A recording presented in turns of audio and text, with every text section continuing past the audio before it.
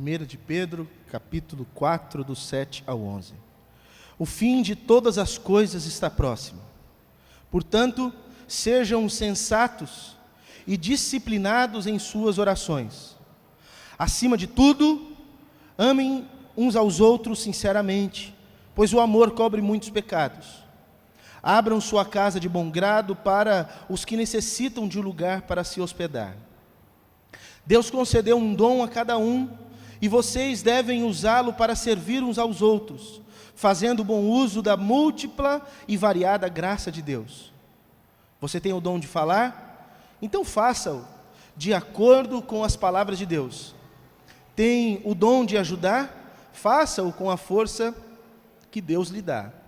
Assim, tudo o que você realizar trará glória a Deus por meio de Jesus Cristo.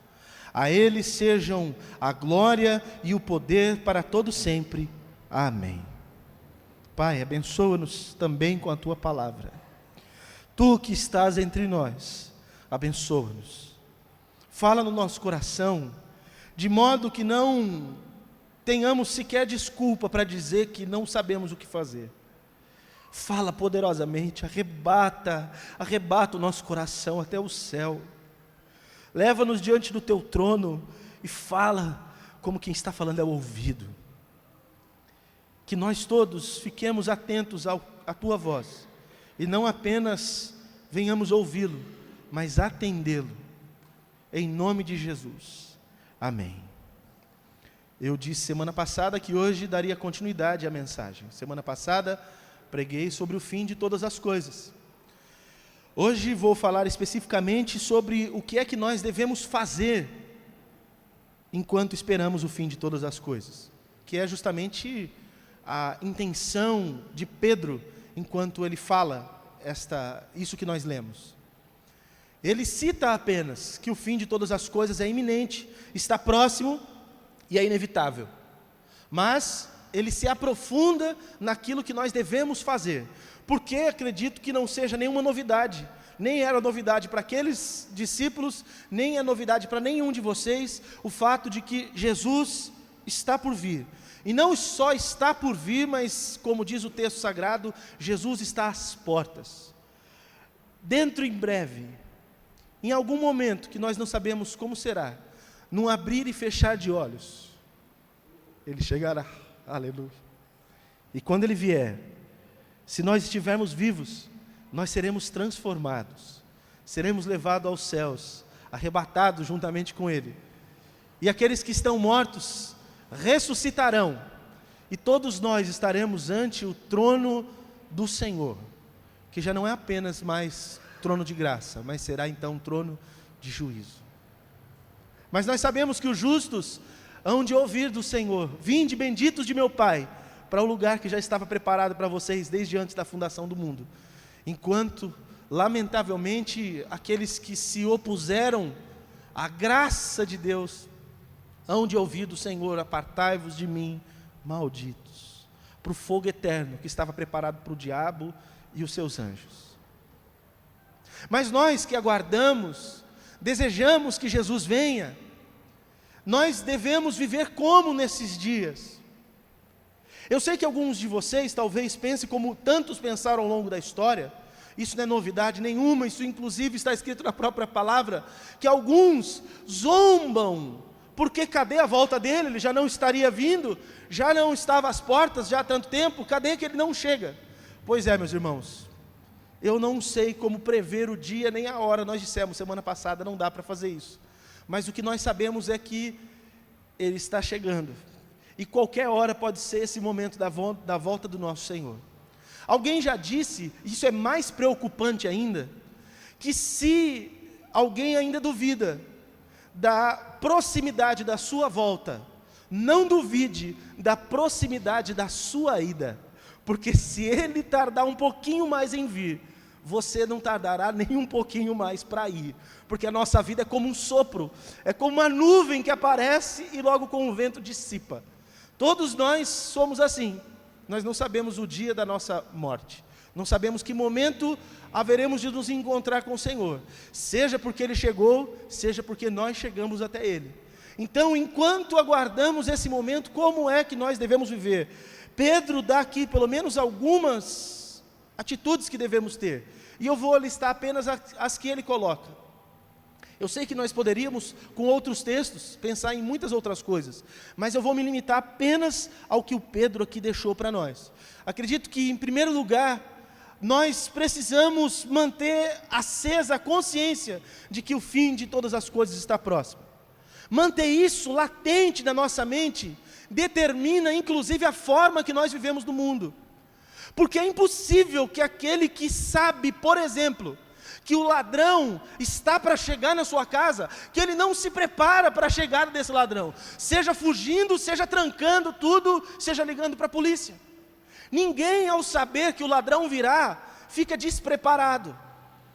Acontece que nós não sabemos o momento em que Jesus há de vir, mas assim como o ladrão, numa hora inesperada, ele vai chegar, e essa consciência de que ele vai vir, deve despertar em nós, pode despertar em nós, um senso de urgência, de emergência, e há de não nos permitir viver a vida de qualquer maneira.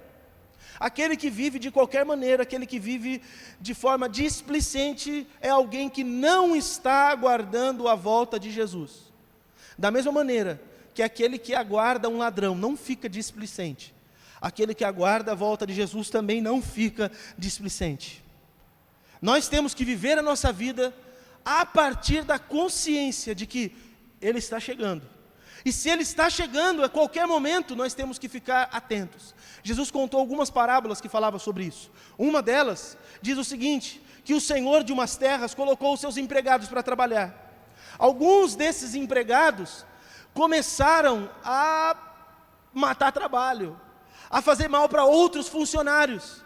E a questão é a seguinte, o que é que será que o dono dessas terras, o senhor desses empregados, fará com eles, quando ele chegar e pegar esses funcionários sem trabalhar? Jesus está dizendo a mesma coisa para nós, e a questão não é de trabalharmos, a questão é de estarmos atentos, vigilantes, e com uma postura de vida adequada para aqueles que de fato aguardam a vinda de Jesus. Existe uma teologia, não é muito difundida entre os cristãos, pelo menos aqui no nosso país, mas alguns estão abraçando essa teologia, porque como eles não podem explicar muitas coisas, fica mais fácil tentar racionalizar. Então eles chegaram, por exemplo, à conclusão de que Jesus não vai voltar. Dizem que Jesus não vai voltar e que o alerta bíblico sobre a volta de Jesus, na verdade, é apenas para nos colocar um horizonte. Horizonte é aquilo que você vê no lugar mais longe de quando você olha para frente. Aquela linha lá na frente. Então alguns dizem que dizer que Jesus vai voltar é um horizonte utópico. Ou seja, não é uma realidade, serve apenas para que nós sejamos mantidos numa direção, mas nós vamos caminhar e quanto mais caminharmos, mais vamos ver o limite do horizonte e nunca o alcançaremos. Bem, essa teologia está enganada em dizer que Jesus não vai voltar, mas ela acertou em dizer que a volta de Jesus é um horizonte para o qual nós andamos e deve nos nortear todos os dias, porque nós esperamos alcançar justamente esse momento. E quando esse momento chegar, como você estará vivendo? Se você viver com a consciência de que o fim de todas as coisas está próximo, eu duvido que você talvez continue fazendo a maioria das coisas que você anda fazendo, porque o seu coração se encherá no mínimo de temor, se não de terror. Digo de terror, porque para aqueles que estão andando na presença de Deus, a volta de Jesus, como eu disse semana passada, será um tempo de alegria, de regozijo. Eu, aliás, queria mesmo, de verdade, talvez alguns de vocês possam me criticar por isso, paciência, não fiz, então é só um desejo. Eu queria fazer uma tatuagem nas costas, mas eu queria fazer aquelas tatuagens estilo samurai, sabe, que fecha tudo. Eu queria fazer a cena da volta de Jesus como eu imagino que vai ser. E eu queria fazer assim, começa colorido da parte de cima e vai ficando um tom só de preto até mais embaixo, assim. E de cima, aquelas nuvens, cheio de fulgor, de glória, aquela luz, e vindo sobre as nuvens o nosso Senhor com os seus anjos. E enquanto Ele chega, algumas pessoas da terra olham, levantam os seus olhos para Ele, erguem as suas mãos, e jubilam porque estão aguardando, já estavam dizendo: Maranata, ora vem, Senhor Jesus. Mas outros, eu imagino, e assim eu queria fazer, estariam aterrorizados, quase que agachando, dizendo: Ele veio. Diziam que Ele viria, e de fato Ele veio, aterrorizados. É assim que eu imagino que vai ser aquele dia, aquele momento. Na minha tatuagem ainda desce um pouquinho mais, porque eu imagino como que o inferno também vai estar naquele momento, e todo... Mas para nós aqui cabe apenas essa parte. Pastor, você vai fazer essa tatuagem? Não sei, talvez. Primeiro porque é caro, deve ser um absurdo de caro fazer uma tatuagem desse jeito, né? Do jeito que eu penso. Nas minhas costas, vai mais tinta, né? Então, se eles cobrarem por metro quadrado, vai ficar caro.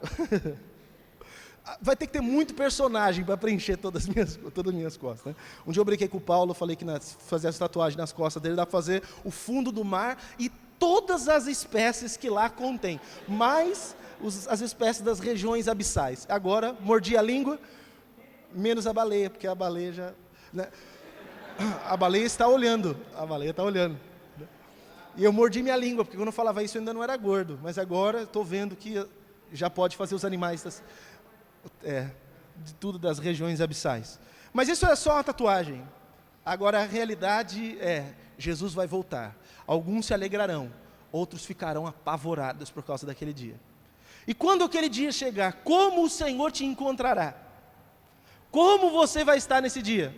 Se você estiver passando os seus dias com a consciência da volta dele, eu tenho certeza que as outras coisas que eu vou falar aqui, você também vai fazer. No versículo 7, Pedro nos ajuda a compreender que nós temos que fazer o seguinte: o fim de todas as coisas está próximo, portanto sejam sensatos, diz essa minha versão, e disciplinados em nossas orações. Nós precisamos ter uma vida de oração disciplinada. E eu, como pastor, tenho observado algumas coisas e chegado a uma conclusão das mais óbvias. A maior parte dos males que acontecem na vida das pessoas, a maior parte das escorregadas, dos pecados, das varadas na água, como diria a Adriana, dos passos errados que nós damos, a maior parte é porque nós não temos uma vida de vigilância em oração. A maior parte das coisas que fazemos fora do caminho de Deus é porque nós não somos disciplinados em oração. Se você tivesse que falar agora diante de Deus, e Deus te perguntasse como anda a sua vida de oração, você ficaria orgulhoso de falar com o Senhor ou envergonhado? Talvez essa resposta já te diria se você precisa melhorar, ou se está tudo bem contigo. Eu podia acrescentar aqui, a respeito de meditarmos na palavra de Deus e aproveitarmos todas as oportunidades que temos para aprender sobre Deus, mas aí eu complicaria um pouco mais vocês. Então eu só vou complicar aquilo que o próprio Pedro já está complicando, porque ele está dizendo que nós precisamos ter uma vida de oração disciplinada. E é importante notar, irmãos, que existe um padrão de vida de oração que é dado pelo próprio Senhor Jesus. O padrão que Jesus estabelece, que é o padrão daqueles que são do reino de Deus, é um padrão que é diferente, tanto dos que não temem a Deus, ou que creem em qualquer outra coisa, a não ser o Senhor, como também é diferente daqueles que na Bíblia são chamados de os religiosos, os que são extremistas, que fazem as coisas em nome de Deus, mas que também não conhecem a Deus. O tipo de vida de oração que Jesus diz que nós temos que ter é diferente do deles. Porque, por exemplo, os religiosos, disse Jesus lá no seu Sermão do Monte, Mateus capítulo 6, ele diz o seguinte, que os religiosos, eles vão para os lugares, para as esquinas, para os lugares de evidência, e lá é que eles vão fazer as suas orações, para serem vistos pelos homens. Eles fazem orações e querem ser vistos. Inclusive se utilizam de palavras que nem usam no dia a dia, entonam a voz de forma diferente, porque eles precisam ser reconhecidos como alguém espiritual. Os religiosos oram, mas não oram para Deus, oram para que as pessoas os vejam. E Jesus disse, se você quer orar, não faça como esses, porque eles são hipócritas, eles estão usando uma máscara, eles fingem ser uma coisa que não são, eles parecem ser espirituais porque oram, mas eles não são verdadeiros, porque eles não oram a Deus, eles oram para os outros. Quando você quiser orar, se for verdade o que tem no seu coração, você não vai se importar se os outros estão te vendo. Então entra no teu quarto em secreto e ora em segredo, porque aquele que te vê naquele secreto vai te ouvir e te recompensar. Jesus disse: vocês também não podem fazer como fazem os gentios, ou seja, aqueles que têm outros deuses, mas não o Senhor. Porque eles, quando oram, eles se utilizam de vãs repetições, eles ficam falando toda hora a mesma coisa, como se de alguma maneira eles pudessem convencer a sua divindade de que aquilo que eles estão pedindo, por tanta insistência, eles merecem receber. Jesus falou assim: não, vocês não precisam fazer isso, porque aliás, o vosso Pai Celestial bem sabe todas as coisas que vocês precisam. Jesus não está dizendo que nós não temos que ser persistentes em oração. Ele está dizendo que nós não devemos ser mecânicos nas nossas orações, que nós temos que orar com a consciência de que aquele para quem nós oramos conhece todas as nossas necessidades. E eu quero dizer algo que eu tenho dito ao longo de anos aqui: nós não oramos para que Deus saiba do que precisamos, nós oramos para que nós mesmos tenhamos fé.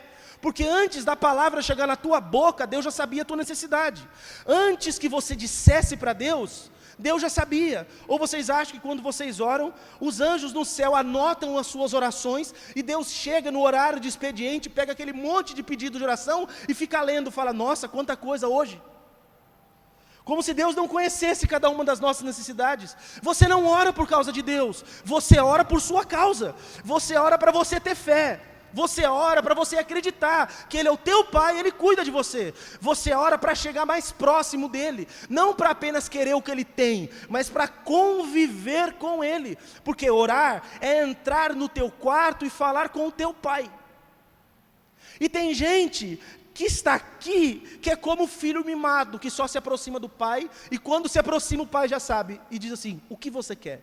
Porque ele só chegou perto para pedir, não tem nenhum tipo de amor, afinidade e relacionamento. Oração é relacionamento, oração não é carta de pedido, como se Deus já não soubesse das coisas que nós precisamos. Por acaso alguns de vocês aqui que é pai e mãe, o filho de vocês precisa pedir alguma coisa? Ou eles chegam em casa e já perguntam: o que é que nós temos para comer? O que tem hoje para comer, mamãe? Se for pequenininho. Se for um pouquinho mais velho, chega da escola: o que tem para comer aí? O que tem para comer aí? Ele não pergunta se tem, ele quer saber o que tem. Porque se tem ou se não tem, a responsabilidade é tua, que é pai e mãe. O filho quer saber só de comer. E aí talvez você fale assim: ah, mas eles são os aproveitadores. Não, eles são filhos. Você também fez isso quando você era filho. E nós que somos filhos de Deus, devemos chegar diante dEle tendo a consciência de que Ele sabe todas as coisas das quais nós precisamos.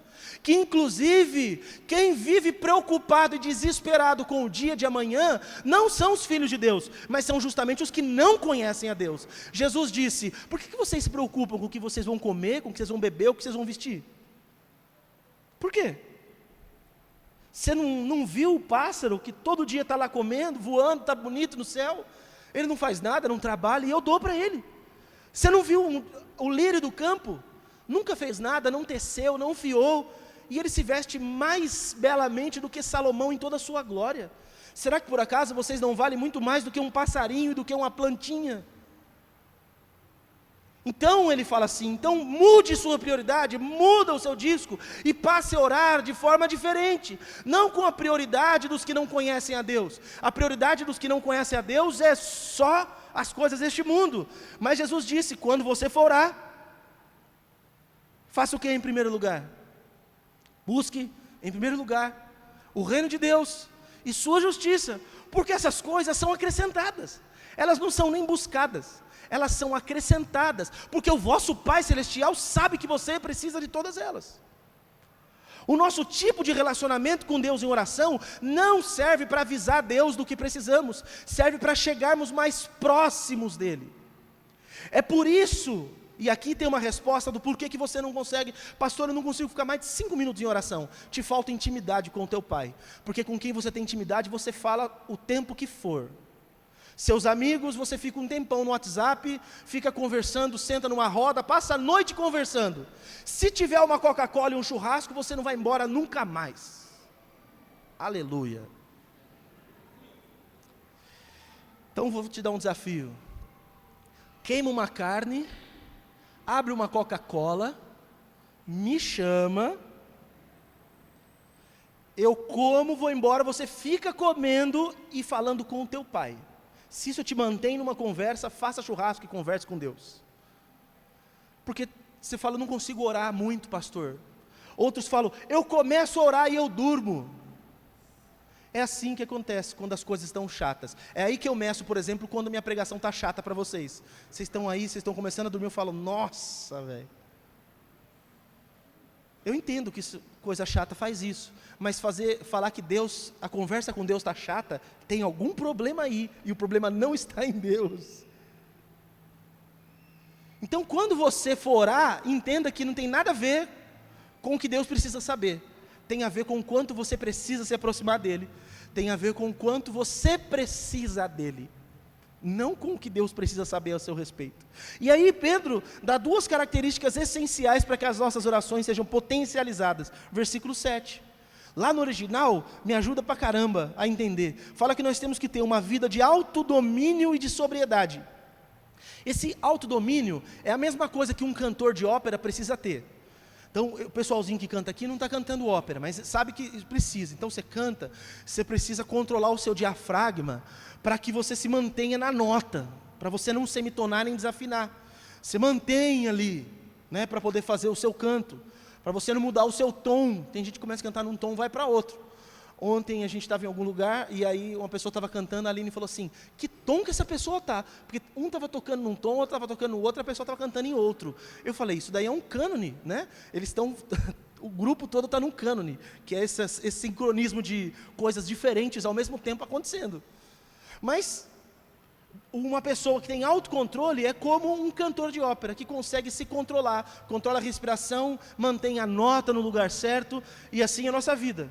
Esse autocontrole é algo que nós precisamos, para que a partir disso, nós possamos deliberar o que de fato nós devemos fazer ou não devemos fazer. Muitos de nós aqui não têm autocontrole. Não consegue dominar as próprias vontades, não consegue dominar os próprios desejos, e não consegue dominar sequer como vai diante de Deus em oração. Porque ele começa falando assim, hoje Pai, eu não vou pedir nada, só vou agradecer. Aí ele começa, obrigado meu Deus por esse dia, pela comida também. Aí já perdeu o assunto, que ele nem lembra o que tem para agradecer. Mas de repente ele já entra. E meu Deus, eu preciso tanto de não sei o que lá. Já se perdeu.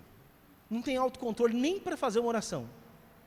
Oração potencializada precisa de autocontrole e sobriedade, que é julgamento claro, né? O Pedro usa esse termo mais duas vezes, lá no capítulo 1, versículo 13, onde ele mostra que a gente precisa focar nossa atenção nas coisas pertencentes à salvação, e depois no capítulo 5, versículo 8, quando ele fala que a gente tem que ser sóbrio e vigilante, porque o diabo está tentando nos tragar. Quando você ora só por coisas erradas que você já fez? Ou você também ora por possibilidades de coisas que podem te derrubar?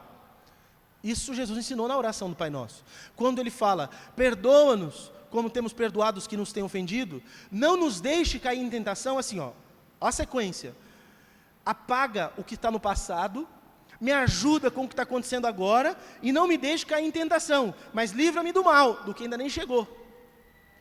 Nós precisamos ficar atentos, e as pessoas não andam atentos. Os jovens que estão aqui, vivem uma vida totalmente desassociada de atenção.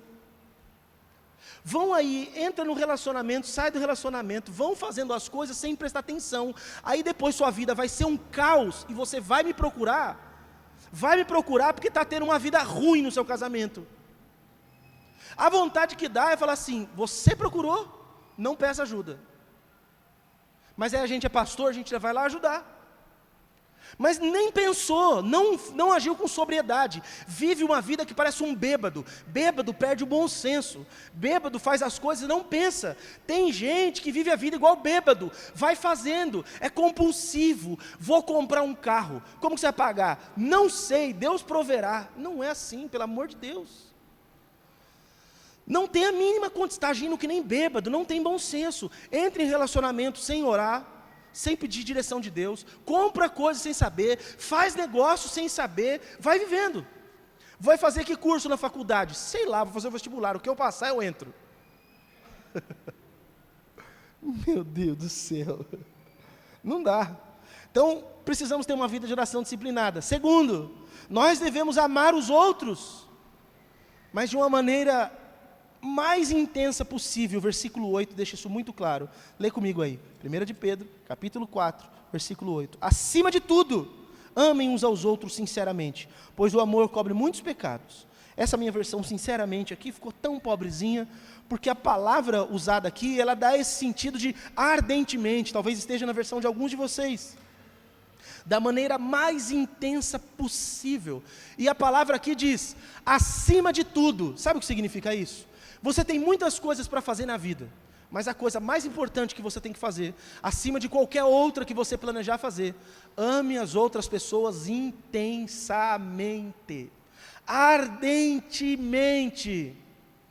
Acontece que eu sei que algumas pessoas têm uma má compreensão desse termo amor.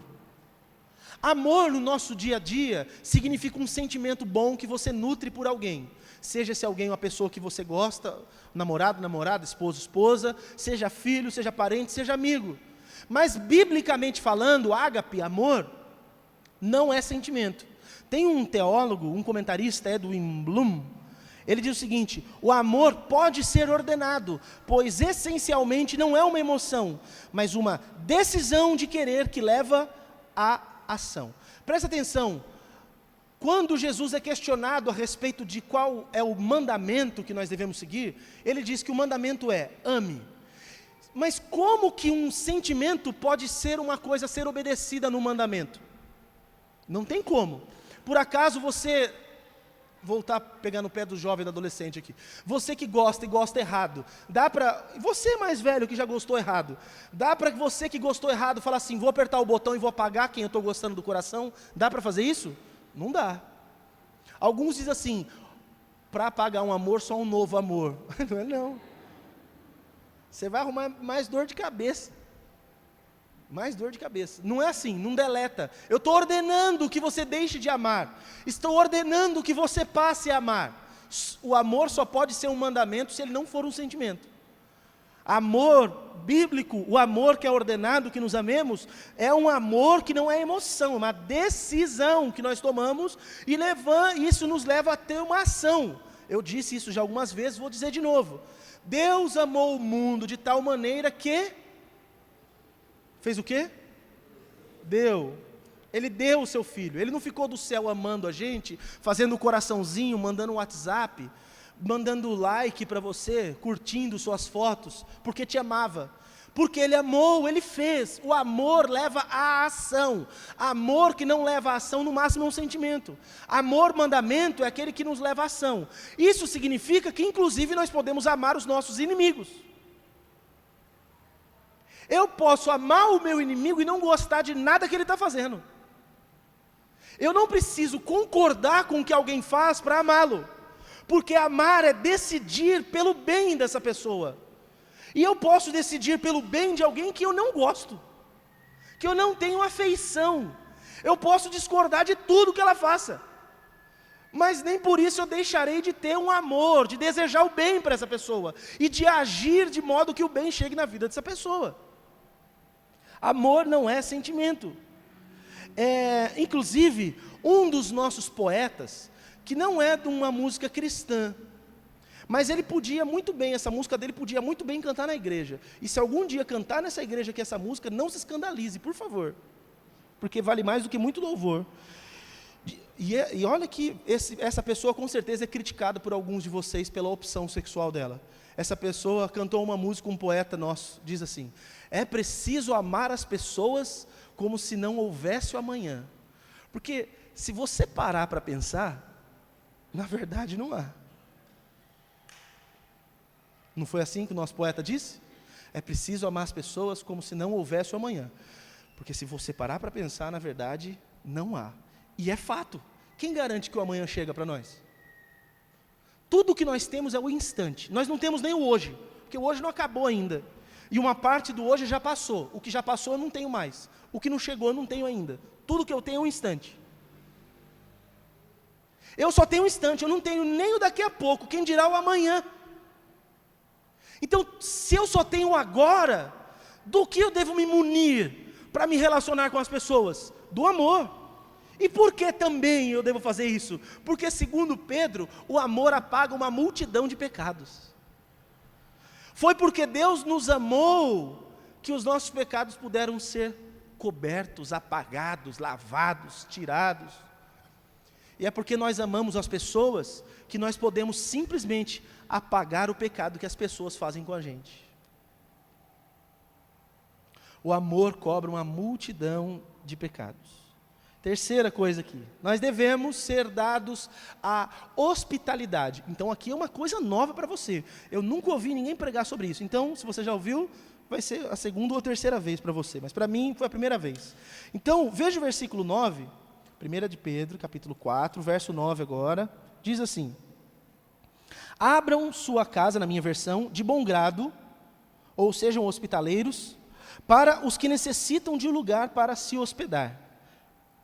Mas, em algumas versões ainda piora, que essa minha aqui, puxa vida, eu amei tanto essa versão da Bíblia, e nesse texto específico está falhando muito. Sejam hospitaleiros uns para com os outros, sem murmurar. Você sabe o que é murmurar, né? Murmurar fica assim. Um personagem de desenho fazia isso, como que era? O rabugento? Rabugento. Isso é murmurar.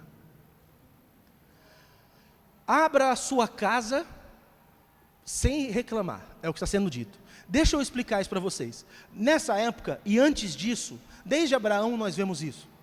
Os orientais, eles são dados a fazerem essa gentileza e bondade para com as pessoas. Eles se sentem na obrigação de ajudar todos os viajantes. Pensa o seguinte, gente, não tinha cidades como nós temos hoje, não tinha posto de conveniência no meio do caminho e ninguém tinha carro. As viagens eram longas e as pessoas passavam necessidade nas suas viagens. Então, quando alguém estava em viagem, passasse pela sua cidade, passasse na sua vila, por exemplo, e chegasse por ali, seria um privilégio se você abrisse a sua casa e falasse: fica na minha casa. Aí você diz: pastor, mas eu nem conheço essa pessoa, como que eu faria isso? Pois é, eles faziam. E aí, a murmuração é justamente por isso, porque essa pessoa, você abre a sua casa para ela usa da sua casa, ela pode ou não pagar, porque ela pode falar: olha, eu ia parar numa hospedaria, numa estalagem, e como eu estou parando na sua casa, eu vou te dar o dinheiro. Mas ela pode falar: ai, que bom que você está me ajudando, obrigado, e dar uma de João sem braço e ficar na sua casa, e você ainda ficar... Por que você não deve murmurar? Porque quem está querendo ajudar alguém não deve ficar esperando nada em troca, não é verdade? Quem ajuda e murmura é porque não queria ajuda, queria o aplauso, queria o pagamento. Quem quer pagamento reclama do que faz. Então, se é para você fazer e reclamar, se converta e faça sem reclamar. Você achou que eu ia falar para não fazer, né? Se converta e faça sem reclamar, que é o que o texto está falando para fazer. Seja dado a esse tipo de atitude, faça isso. Porque, aliás, talvez você não saiba, Hebreus 13 lembra de uma história lá de Gênesis, que Abraão um dia estava na porta da tenda dele, o calor mais forte do dia, ele estava sentado. 3 viajantes chegaram, ele se encontrou com esses 3, ele se levantou rapidamente, se prostrou diante deles, não para adorá-los, mas em respeito a eles, e falou assim: me permita fazer algo por vocês, quero dar água, comida para vocês, quero ajudar vocês.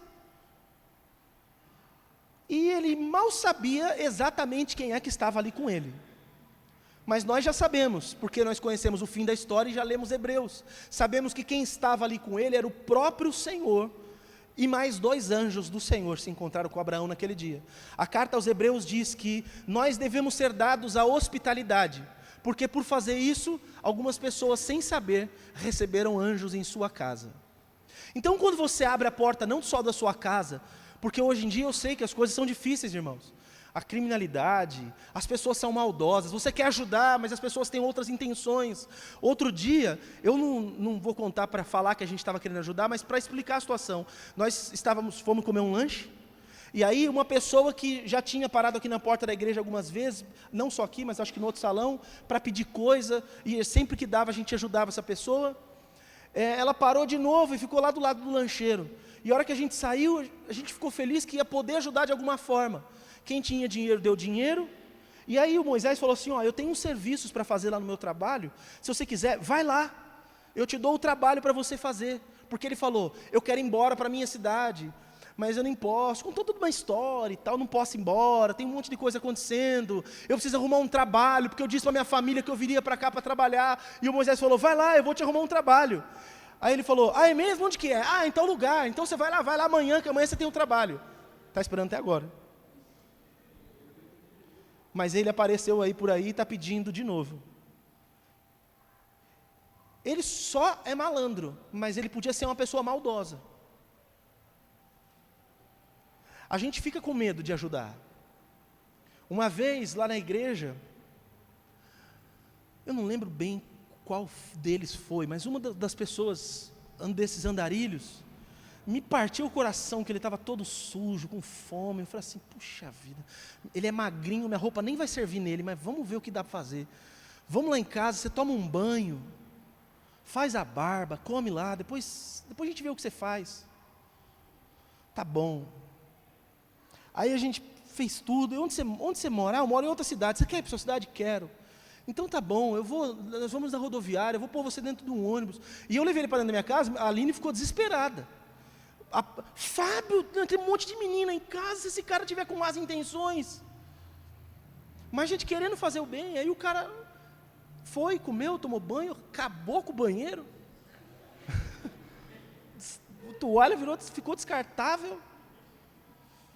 Colocamos o cara no ônibus e ficamos todos aqui emocionados. Puxa, ele está voltando para a casa dele. Aí daqui a pouco, o ônibus, aí o cara desce e vai embora. Era só um somebody love. Era só um migué e o gordão caiu. Toda vez, meu Deus. Mas vai que um dia um anjo do Senhor que está batendo na porta da minha casa, e eu falo, não, aqui você não vai entrar não. Vai que um dia é um anjo do Senhor que para você na rua. Vai que um dia é alguém da parte de Deus. Aí você fala assim, mas eu não acho que um dia eu vou encontrar com o anjo do Senhor. E se eu te disser que um dia você pode encontrar com o próprio Senhor Jesus? Pastor, eu acredito menos ainda. Pois é, o nosso Senhor Jesus disse o seguinte, que certo dia ele vai se encontrar com um grupo de pessoas, aqueles que ele vai falar, entra. E aí a pessoa vai falar, mas por quê? Ele vai falar assim, porque um dia eu tive fome e você me deu de comer. Eu era estrangeiro, mas você me acolheu, você me hospedou. Eu estava preso e você foi lá me visitar. Eu estava nu e você me vestiu. Aí a pessoa fala, mas eu nunca te vi, eu tenho certeza. E Jesus diz o quê? Cada vez que você fez por algum daqueles que estavam necessitados, cada um daqueles pequeninos, você estava fazendo era por mim. Então quando você abre a porta do seu coração para as pessoas fazerem parte, você está colocando Deus para dentro, porque cada um de nós aqui é alguém em quem Deus está, e a partir disso Deus vai fazendo mais contato com a gente, e a gente com Deus. Então eu quero encorajar cada um de vocês a não fechar a sua vida, não fechar o seu coração. Por exemplo, olha que coisa, eu sei que alguns de vocês aqui nem se conhecem, alguns de vocês aqui nem eu conheço, tem um monte de gente nova, nem sei exatamente quem é. Às vezes dou a paz do Senhor e falo, ô irmão, ô irmã, morrendo de vergonha porque não sei nem o nome. Mas tem um monte de outros que já estavam aqui já há muito tempo. Qual seria, por exemplo, a nossa obrigação, segundo Pedro? Chegou alguém aqui que eu nem conheço. Não interessa que se eu não conheço, porque sou eu que não venho no culto há tanto tempo. Não interessa. Eu não sei quem é. Eu devo procurar essa pessoa, abrir a porta do meu coração e falar, seja bem-vindo à minha vida, não apenas a essa igreja. Porque se essa pessoa fizer parte dessa igreja, ela passa a fazer parte da nossa vida. Qualquer um que fizer parte dessa igreja, agora é parte da nossa família. Ou eu estou errado? Então o que nós tínhamos que fazer? Olhar para essas pessoas e ser hospitaleiros. Aí parece que é função do pessoal da recepção e dar um abraço, levar uma fichinha para a pessoa. Aí um acaba o culto, não olha nem na cara do outro. Se a gente não pode ser hospitaleiro aqui, dificilmente nós seremos lá fora. Mas Pedro diz que agora, nós que esperamos a volta de Jesus, devemos ser hospitaleiros. Amém? Vixe, eu tenho certeza agora, eu sei que nós temos alguns irmãos que vieram pela primeira vez, não se assuste, porque você vai ganhar tanto abraço hoje, aleluia. E não com murmuração, hein? Não é, tem que fazer, não, faz com amor, com alegria, sorrisão no rosto, tá? Talvez você não possa dar um sorriso, e se você não pode dar um sorriso, talvez seja porque o seu coração está triste demais. Então você pode convidar algum dos outros irmãos que está sorrindo e falar: irmão, ore por mim, porque eu estou triste. Porque é fato, quem está triste, não tem como dar o sorriso verdadeiro mesmo. Tem irmão que a gente olha e fala: meu Deus, que vida ruim que deve estar essa pessoa. Mas tem outras pessoas que são feinhas mesmo. Mas você olha, assim, é meu chegado, mas é feinho. Mas aí você olha o rosto dele, ele está bonito, porque o coração alegre aformoseia o rosto. Moisés, agora foi. Saí bem nessa, hein? Puxa vida. O coração alegre aformoseia o rosto. E aí a pessoa está lá, você podia ser menos feia do que você é, se o seu coração estivesse mais contente. Vou parar por aqui, senão eu vou me complicar. Mais uma coisa que nós devemos fazer antes, enquanto aguardamos a volta do nosso Senhor. Nós devemos servir uns aos outros, usando os dons que o Senhor nos deu. Está escrito isso, versículo 10, versículo 11, diz assim: Deus concedeu um dom a cada um, e vocês devem usá-lo para servir uns aos outros, fazendo bom uso da múltipla e variada graça divina. Você tem o dom de falar? Então faça-o de acordo com as palavras de Deus. Tem o dom de ajudar? Faça-o com a força que Deus lhe dá. Assim, tudo o que você realizar trará glória a Deus por meio de Cristo Jesus. Entenda uma coisa, não existe nenhum crente na face da terra que não tenha recebido o dom de Deus. Não existe. Eu sei que alguns de vocês têm crises porque não sabem: eu não sei meu dom, não sei meu chamado, não sei para que eu sirvo nessa terra. Todo mundo tem dom, todo mundo. E o dom não serve para a gente fazer coisas para nós mesmos. O dom serve para que façamos coisas para os outros. O nosso dom é uma ferramenta para podermos servir aos nossos irmãos. Sendo assim, ninguém deve ficar sem servir. Assim como também, ninguém deve ficar apenas sendo servido. Eu sei que é gostoso participar de um culto, vir, assistir e ir embora. E talvez aqui eu perca alguns de vocês hoje. Mas aqui, nessa igreja, nós estamos convocando pessoas que não sejam apenas pessoas que vieram para assistir o culto. Essa igreja é uma igreja de pessoas que devem ter um coração voltado ao serviço do próximo. Então você que só está interessado em assistir culto, nós temos culto no YouTube. Só assistir lá, nós temos um canal, todas as pregações estão lá. Agora, se você quer fazer parte de uma família onde você é abençoado, onde você abençoa, pode continuar aqui e deixa Deus te usar. Pastor, fazendo isso, você não está falando para algumas pessoas irem embora? Não, eu estou dizendo para você mudar, se você tem um coração assim. É que eu sei que tem gente que se ofende quando fala isso. Já aconteceu, lembra, Moisés? Já aconteceu. Um dia eu falei sobre isso, alguém ficou bravo e foi embora da igreja. Porque eu falei que lugar de crente não é ficar só assistindo o culto no banco. Todo mundo tem que ajudar em tudo. Tudo que eu puder fazer, eu vou fazer. E aí a pessoa ficou bravinha comigo e foi embora da igreja. Paciência. Igreja não é teatro. Igreja não é teatro. Teatro você vai assistir o espetáculo e vai embora para sua casa. Aqui você vem e precisa ter algo no seu coração que Deus coloque para que você faça, para que você use o seu dom, para que outras pessoas sejam abençoadas. Quantos de vocês, por exemplo, no fim do culto gostam de tomar um cafezinho ali? Amém? Podia revezar, mais pessoas falar assim: eu trago café na semana que vem, hein? Pastor, semana que vem eu não trago só café não, vou trazer o café e uma bolacha daquela mais gostosa, aquela com goiabinha no meio, pastor, deixa comigo que é por minha conta semana que vem. Não sei fazer nada, mas eu vou comprar uma bolacha para servir os irmãos. Pastor, pode deixar, acabar o culto, deixa que eu pego o copo desse monte de gente que larga copo no culto aí, ó. Chácara Manaim. Olha, até falei.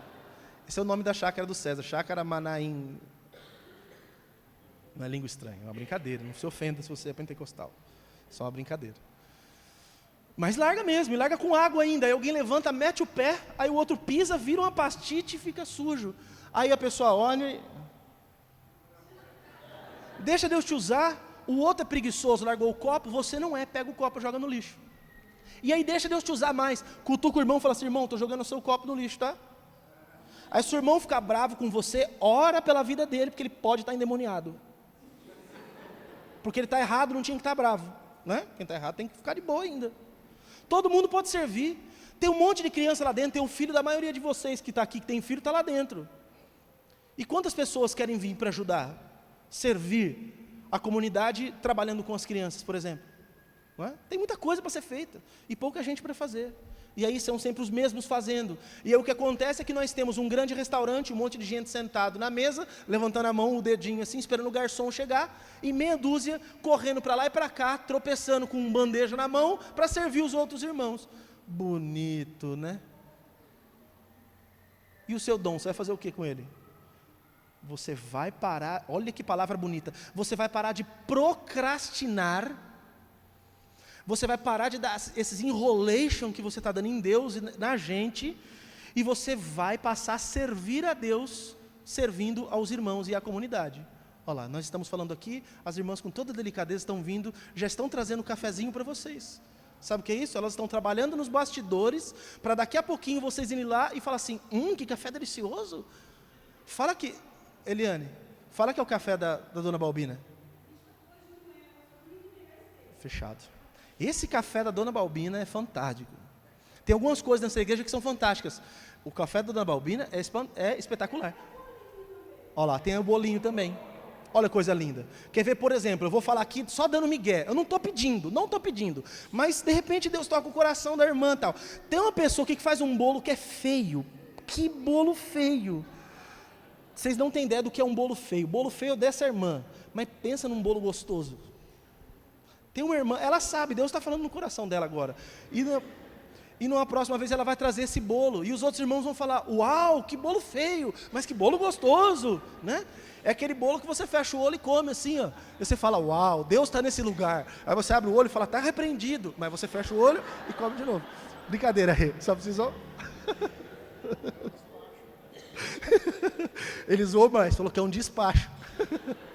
Mas não é, é um bolo delicioso, me espantou, fui fazer uma visita na casa deles, né? Aí cheguei lá, mostrou, a hora que eu olhei o bolo, eu falei: Jeová, é agora, é prova de Deus. Mas a hora que aquele bolo veio, que bolo gostoso, é sério, bolo gostoso. Eu dei esse nome, então se um dia fizer sucesso com esse nome, eu tenho direito desse nome aí, bolo feio gostoso. É o bolo feio mais gostoso que existe na face da terra. Passe a usar os seus dons. Eu não sei fazer nada, eu não sei cantar, não sei pregar, não sei fazer. Sabe fazer um bolo? Faça. Sabe, você não consegue pôr uma cadeira no lugar? Então chega 20 minutos mais cedo e ajuda a arrumar a cadeira. Olha que bonito. Um monte de gente já começa a fazer as coisas. Facilita tanto a vida de todo mundo. É sério.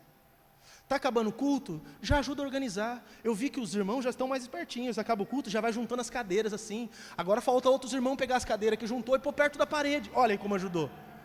Porque fica aqui no meio, aí não dá para limpar de qualquer jeito. Mas aí o outro pega e põe perto da parede. Todo mundo ajuda, todo mundo serve. É dinâmica, a igreja é isso. Igreja não é só vou lá na igreja, vou lá, ouvir, vou embora para casa. O culto hoje foi muito bom. O culto hoje foi ruim. Não. E se nós fizermos essas coisas que nós dissemos aqui até agora? O que vai acontecer é o que diz o final do versículo 11. Diz o seguinte, que isso traz glória para Deus. Deus é glorificado através de Jesus Cristo. Então, Deus é verdadeiramente glorificado. Deus não é glorificado quando nós levantamos a mão e falamos glória a Deus. Deus é glorificado quando nós agimos em nome dEle em favor de outras pessoas. Pastor, então não preciso mais levantar a mão e dar glória a Deus? Pode fazer. Mas a glória que realmente chega a Deus, por intermédio de Jesus Cristo, não é só o que eu falo com a minha boca, é o que eu faço com a minha vida. Porque se as minhas palavras não condizem com as minhas atitudes, eu estou sendo só um hipócrita quando eu canto glória a Deus. Glória a Deus, Deus recebe glória, quando eu faço algo em favor das pessoas. Deus é glorificado quando eu abro a porta da minha casa e da minha vida para as outras pessoas, quando eu não me fecho para todo mundo. Deus é glorificado quando eu sou o que tenho que ser, porque eu tenho a consciência de que Jesus está às portas, eu não posso perder mais nenhum instante da minha vida. Amém? Então nós vamos orar e você já vai poder tomar um café maravilhoso ali depois no final. Então acho que vai ter o bolo também. Eu espero que... deixa eu contar só o último mistério aqui. Muitas pessoas aqui são carinhosíssimas comigo, eu sou muito feliz com isso. Mas tem uma pessoa que faz uma coisa que é absurdo. Eu vou falar publicamente aqui para honrar esse irmão. Sempre, acaba o culto, daqui a pouquinho você está vendo alguém vindo assim lá de trás, ó, com um copinho na mão assim. Aí chega o seu Oswaldo, o café, pastor. Porque não dá tempo de eu chegar nunca lá no café, eu gosto, né? Aí eu vou tentando ir para um lado aqui, vou tentando ir para o outro, não vou chegar nunca no café. O seu Oswaldo vem driblando todo mundo e traz um copinho de café. Toque o seu café, pastor. Puxa vida, eu tinha que estar servindo esse homem de Deus e ele que está me servindo, ó que honra. E não precisa ser só comigo, pode ser com todos vocês. E me ajuda por causa do bafo, né? Que eu fico falando aqui 1 hora sem parar, dá um bafo terrível. O irmão fica falando comigo, eu estou bem de longe, assim, o irmão acha que eu estou expulsando ele, mas não, é mau hálito. Aí o café ajuda pra chuchu. Então me entenda quando eu ficar de longe, tá bom, irmão? 1 hora falando, nem a água ajuda. Pronto, é isso que eu tinha para falar. Você pode ficar de pé, a gente pode orar. Então viva assim daqui por diante, viva buscando a Deus. Tem uns irmãos que tem o dom do churrasco aí, ó, também, ó. Os irmãos que Deus usa para fazer o churrasco. O Jair estava escondendo esse ouro. Tinha uns que já tinha se revelado aqui, o Moisa tinha se revelado, o Carlão também é churrasqueiro de primeira aí. Mas o Jair estava escondendo aí o jogo, tal, sempre quietinho na dele. Outro dia o Jair fez um churrasco que eu vou te contar. Tem uns baião de 10 aí que eu vou te contar também. Brincadeira. Tem muita gente que faz coisa boa. Mas é isso, não vou ficar falando de comida porque eu sou gordo, vocês vão falar aqui só por causa disso. Dá a mão para quem está do seu lado, nós vamos orar. Pai, nós te agradecemos por esse tempo que temos, te agradecemos pela tua palavra, te agradecemos porque temos a consciência de que Jesus vai voltar.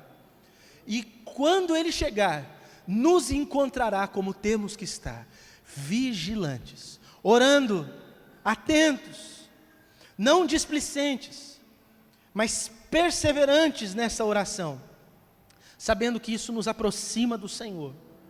Nós estaremos andando não distante dos irmãos, mas nos aproximando deles e abrindo a porta da nossa casa, do nosso coração, para que as pessoas façam parte da nossa vida e nós façamos parte também da vida dos nossos irmãos. Nós vamos andar conforme precisamos andar, conforme Pedro nos ajudou a pensar. Ajuda-nos para que não nos desviemos desses propósitos. É difícil obedecermos a esse mandamento de querer o bem em todo instante, mas não apenas somos chamados para isso, mas somos chamados para isso acima de todas as outras coisas, amar as pessoas, voluntariamente fazer o bem às pessoas, mesmo que elas nos façam o mal. Não é fácil, mas o Senhor nos ajudará a que sejamos obedientes aos teus mandamentos, e a este principalmente, que está acima de todas as outras coisas. E porque amamos as pessoas, por mais que pensemos que algumas não mereçam, nós continuamos usando os nossos dons para serviço da comunidade. E nós trabalhamos em favor do outro, nós nos desgastamos na tua obra. Além de tudo, isso é um prazer para nós. E fazendo isso, nós vemos que o Senhor vai sendo glorificado, que o Senhor está sendo honrado, porque o Senhor é servido, enquanto servimos o nosso próximo.